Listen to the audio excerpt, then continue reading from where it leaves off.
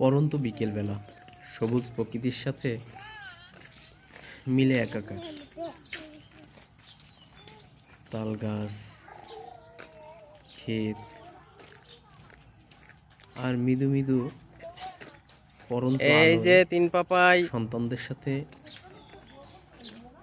এই সময়টা যেন খোদা তাআলার একটা আশ্চর্য নিয়ামত, যে প্রশান্তি কারোর সাথে যাবা বলে। কই যাব চাচ্চু কই যায় চাচ্চু চাচ্চু তাকাও তো দেখি তো